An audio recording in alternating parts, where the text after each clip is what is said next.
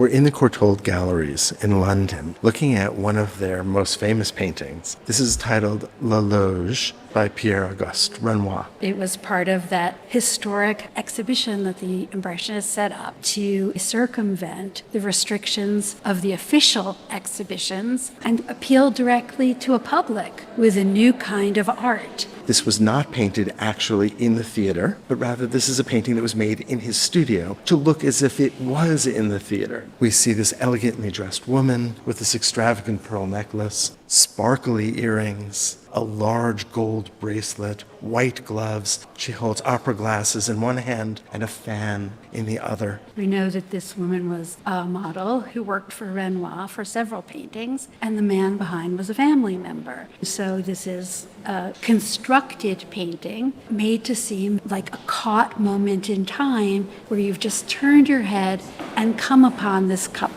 The sense of spontaneity is probably most effectively expressed by the soft and loose brushwork, by the lack of hard defined lines, by the sense that the artist's brush was quick. Contour lines are a technique that is expected of painting in this period. But here, let's take an example of the cuff on the woman's right hand, where that bluish, grayish paint merges with the color of her arm and with the colors of her dress, and even that left side of her forearm merges with that ledge that her arm rests on. That spatial ambiguity and the ambiguity between separate forms can be seen also on the right side, just over her shoulder, perhaps a shawl, but where does the shoulder end? Where does the shawl begin? And where on the other side does the shawl end? And where does the man's chest begin? And so the space has become flattened because of those all-over brushstrokes that Renoir is using. And my eye is drawn to that diamond of bluish, blackish paint that is supposed to be a space in between her dress, her bodice, and the crook of her elbow.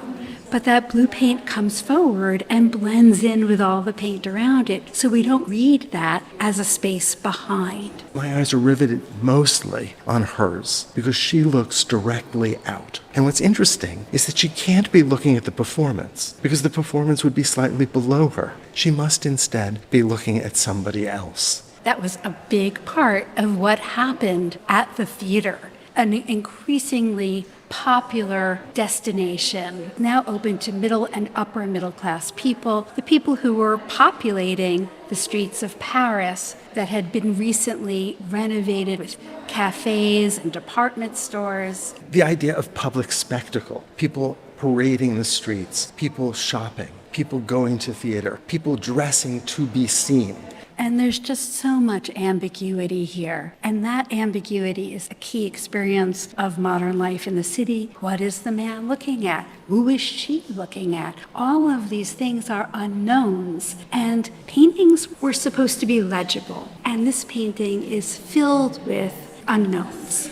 There seem to be multiple sources of soft light. And in fact, the entire painting has a slightly yellow-greenish cast to it. And it is possible that Renoir is trying to replicate the multiple sources of artificial light. Renoir gives us shadows that are green, shadows that are bluish, highlights that are pinkish. And so he's moving away from that academic tradition of modeling and using color instead. This is just an incredibly awkward composition, and yet he's pulled it off beautifully. The two heads are knocking against each other. The spatial relationship that would help to explain why his head is so much smaller is not clearly defined. Renoir is in some ways creating a kind of anti-composition. While so much of this is radically new, there are some art historical precedents. What I think of when I look at the flowers that she wears is the 17th century Spanish painter Velázquez. This kind of rapid, quick brushstrokes that suggest when you're far away, pink flowers, but become, when one is close, just touches of pinks and whites. So